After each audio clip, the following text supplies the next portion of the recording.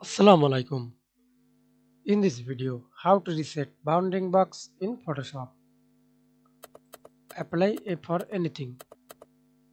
Click the text. First of all, show transform control and hide this. Then go to view tab and click show layer it's.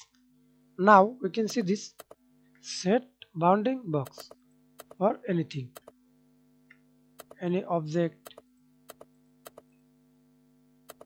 Okay.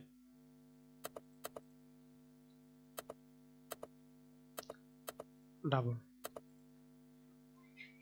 Then hide.